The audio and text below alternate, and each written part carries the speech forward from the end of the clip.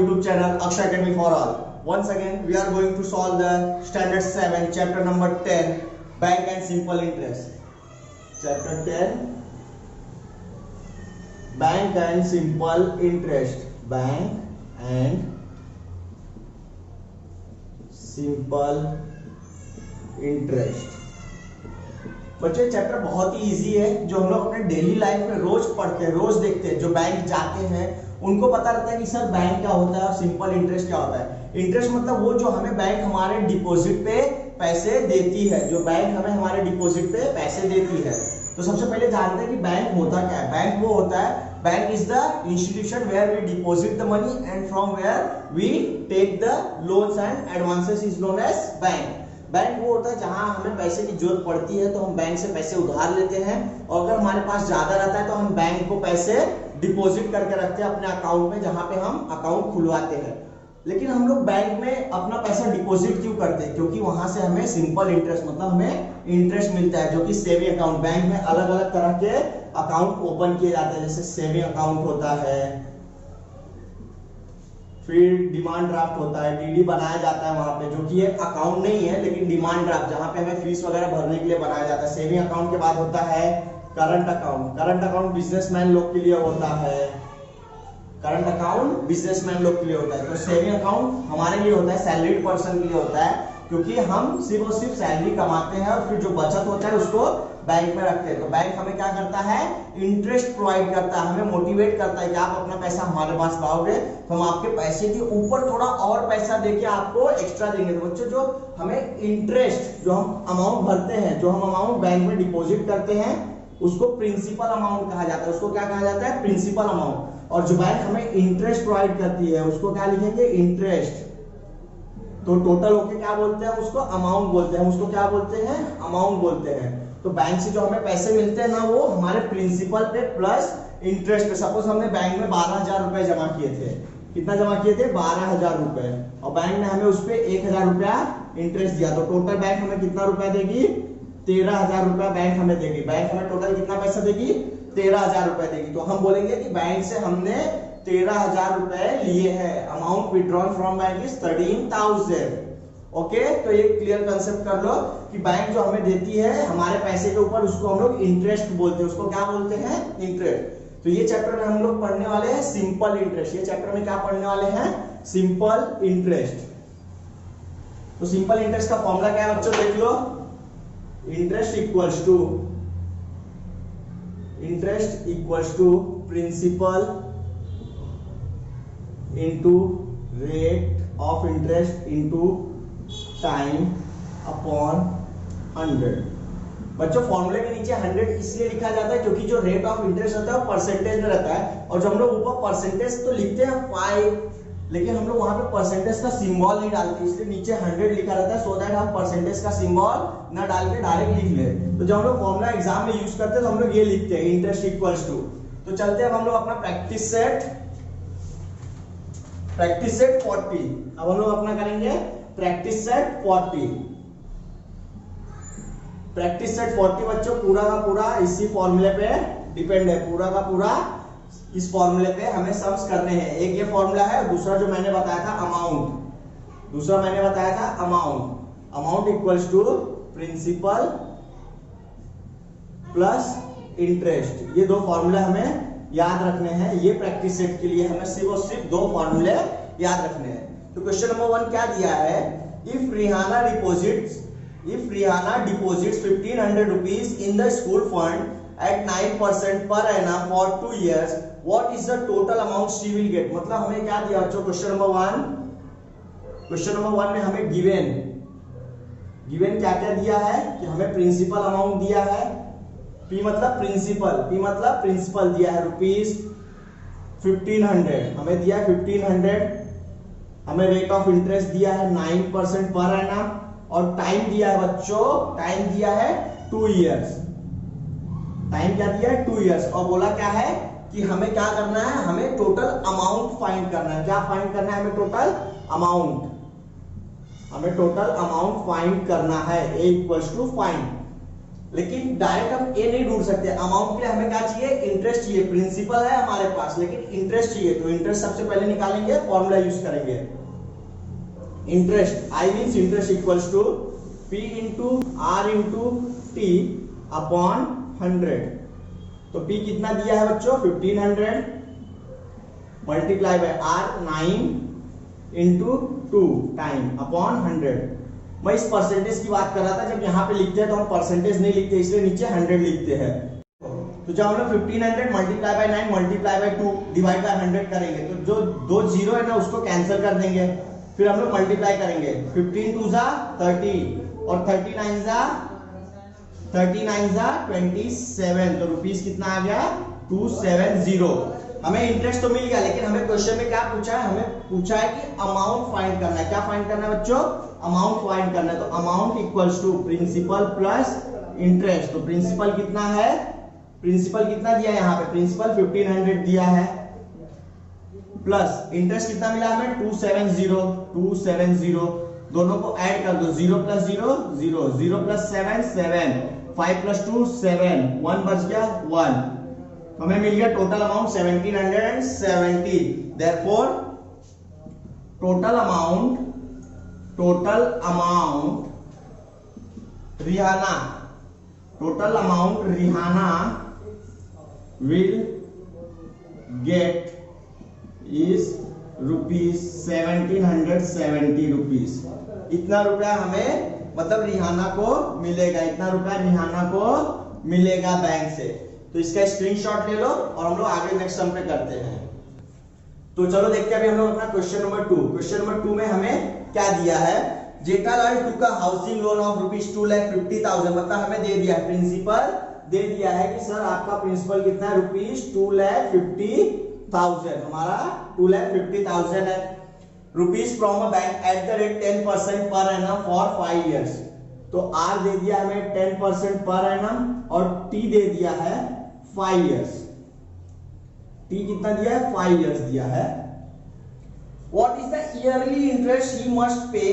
मतलब बच्चों हमें भले 5 years दिया, लेकिन हमें बोला कि ईयरली इंटरेस्ट फाइंड करना है। हमें डायरेक्ट एक साथ 5 साल का नहीं फाइंड करना है, तो हमें पहले 1 साल का इंटरेस्ट ढूंढना पड़ेगा और 1 साल का निकालने के बाद हमें उसको 5 से मल्टीप्लाई करना पड़ेगा। तो इसीलिए मैं यहाँ पे टी 5 years नहीं लिख रहा हूँ, टी 1 year लिख रहा हूँ। टी कितना लिख रहा हूँ, क्योंकि 1 year हमें क्या बोला है, ईयरली निकालना है, ईयरली इंटरेस्ट निकालना है, ईयरली इंटरेस्ट हमें ढूंढ के देना है। तो ईयरली इंटरेस्ट मतलब कि पहले 1 साल का इंटरेस्ट निकालेंगे और उसके बाद जो हमारा टोटल ईयर है वो 5 years है। मतलब हमें 1 साल में जितना इंटरेस्ट आएगा उसको 5 से मल्टीप्लाई करके टोटल इंटरेस्ट निकालना है। और फिर क्या पूछा है, टोटल अमाउंट ही रिटर्न्स।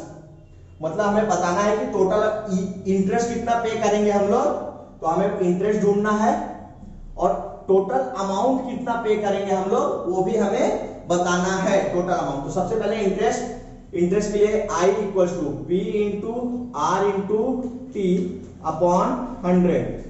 तो P कितना है, 2,50,000 मल्टीप्लाई बाय R 10 है, टाइम कितना है 1 year अपॉन 100। एक 2 जीरो का 2500 इंटू 10, 25,000 इंटू 1, 25,000 रुपीज 25,000। बच्चों ये 1 साल का इंटरेस्ट है, तो टोटल इंटरेस्ट ऑफ 5 years, तो टोटल इंटरेस्ट ढूंढना पड़ेगा। Total interest of 5 years equals to total interest of 5 years equals to 5 into 25,000। तो क्या हो जाएगा, रुपीज 1,25,000। 1,25,000 हमें भरना पड़ेगा टोटल इंटरेस्ट। फिर लास्ट में पूछा है कि अमाउंट, तो अमाउंट कैसे करोगे पता ही है, amount equals to P plus I। तो बच्चों टोटल इंटरेस्ट ये है, सिर्फ ये I है, लेकिन टोटल इंटरेस्ट ये है। तो यहाँ पे टोटल इंटरेस्ट लिखना पड़ेगा। प्रिंसिपल कितना दिया, 2,50,000। तो 2,50,000 प्लस 1,25,000, तो टोटल आ गया रुपीज 3,75,000। 3,75,000 मतलब हमें क्या करना पड़ेगा, जेठालाल को टोटल कितना रुपया लास्ट में भरना पड़ेगा। जेठालाल रिटर्न्स टोटल अमाउंट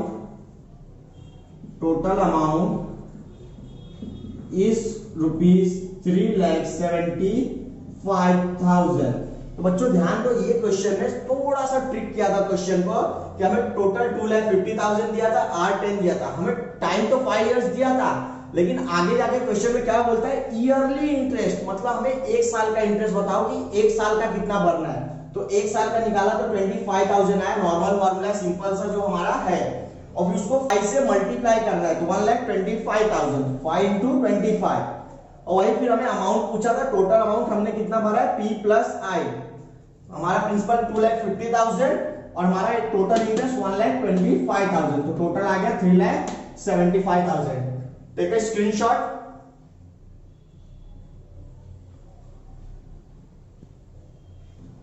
तो चलो देखते हैं बच्चों अभी क्वेश्चन नंबर 3, हमें क्वेश्चन नंबर 3 में क्या दिया है। Question number 3, Shrikant deposit 85,000 rupees for 2.5 years, मतलब हमें श्रीकांत डिपॉजिट मतलब हमें दे दिया है कि हमारा प्रिंसिपल कितना है, प्रिंसिपल अमाउंट है 85,000, टाइम भी दे दिया है 2.5 years, और फिर क्या दिया है, ईयर्स एट 7% पर एनम, मतलब हमें आर भी दे दिया है 7%। लेकिन बच्चों 2.5 years को करेंगे कैसे, तो इसको सॉल्व कैसे करेंगे, 2 1/2 दिया है ना, तो इसको सॉल्व करेंगे 2 into 2 plus 1/2, 2 2 जा 4, 4 plus 1 5/2 equals to 2.5। ऐसा लिखो, या डायरेक्ट हमें पता है 2.5 लिखना है, या तो 5/2 लिख के छोड़ सकते हैं। सॉल्व करते हैं सम, I equals to P into R into T upon 100। P कितना है, 85,000 है, R कितना है हमारा, टाइम 2.5 है, R हमारा 7 है और T हमारा 2.5 है अपॉन 100। 1020 कैंसिल हो गए, 850 मल्टीप्लाई बाय 7 मल्टीप्लाई बाय 2.5। तो क्या करेंगे, पहले 850 को एज इट इज रख देते हैं, 7 5 जा 35, कैरी 3, 7 2 जा 14 प्लस 3 17.5 हो गया। अब इसको मल्टीप्लाई करेंगे तो एक जीरो है ना बच्चों, तो एक जीरो यहाँ पे एक डेसिमल हटा देगा, तो क्या लिखेंगे 85 into 175, 85 into 175 हम लोग करेंगे, तो देखो 85 into 175, तो 175 into 85 मल्टीप्लाई, 5 5 जा 25, कैरी 2, 5 7 जा 35 plus 2 37, कैरी 3, 5 1 जा 5 plus 3 8, 8 5 जा 40, कैरी 4, 8 7 जा 56 plus 4 60, कैरी 6, 8 1 जा 8, 8 plus 6 14, तो 5 7 8 4 1 कितना आ गया बच्चों, रुपीस 14,875 रुपीस। तो हमें इतना ही पूछा था कि what is the total interest he received eight the end of the period, तो टोटल इंटरेस्ट कितना मिलेगा, 14,875 रुपीस हमें मिलेगा। तो इसको कॉपी कर लो और लास्ट का स्टेटमेंट लिख लेना, 14,875 rupees at the end Shrikant will receive. Okay, take a snap. तो चलो बच्चों देखते हैं अभी हम लोग अपना क्वेश्चन नंबर 4। क्वेश्चन नंबर 4 क्या दिया है हमें, क्वेश्चन नंबर 4 दिया है at a certain rate of interest, मतलब हमें रेट ऑफ इंटरेस्ट नहीं दिया है। The interest after 4 years on 5,000 rupees, principal is rupees 1,200, मतलब हमें ना क्या दिया है, प्रिंसिपल दिया है, रेट बोला है आप फाइंड करो, टाइम हमें दिया है 4 years, टाइम क्या दिया 4 years, प्रिंसिपल भी दिया है ₹5,000, प्रिंसिपल भी क्या दिया है ₹5,000, और हमें इंटरेस्ट देके रखा है 1,200 रुपया, इंटरेस्ट हमें देके रखा है 1,200 रुपया, और बोलता है what would be the interest on the amount of ₹15,000 at the same rate of interest for the same period. मतलब बोलता क्या है कि हमें जब दूसरा क्वेश्चन, हमें एक पार्ट अलग करना है, दूसरा अलग करना है, फिर क्या बोलता है, दूसरा क्वेश्चन क्या बोलता है, सेम है, what be the interest on 15,000, मतलब इंटरेस्ट क्या होगा जब हमारा प्रिंसिपल क्या रहेगा ₹15,000, आर भी सेम रहेगा, आर हमें यहां से मिलेगा, बोलता है कि आर भी सेम रहेगा और टाइम भी सेम रहेगा, टाइम भी सेम रहेगा, तो हमारा क्या रहेगा, इंटरेस्ट कितना आएगा। तो पहले हमें ये क्वेश्चन से, यहाँ ये इक्वेशन से हमें क्या ढूंढना है, इंटरेस्ट, और और इंटरेस्ट ढूंढने के बाद ही ये कर सकते हैं। अगर हम ये करना चाहें तो नहीं कर सकते, क्योंकि हमें ये यहाँ पे इंटरेस्ट नहीं है। तो पहले सॉल्व करेंगे I equals to P into R into T upon 100।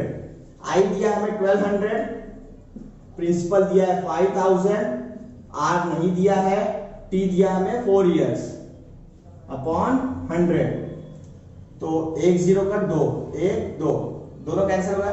54 जा 200, तो 1200 equals to 50 into 4 200 into R।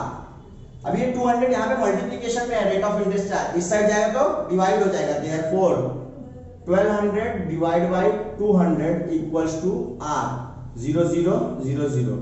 2 1 जा 2, 2 6 जा 12, तो क्या मिल गया? Therefore 6% equals to R। तो हमें रेट ऑफ इंटरेस्ट क्या मिल गया? 6% मिल गया। रेट ऑफ इंटरेस्ट क्या मिल गया?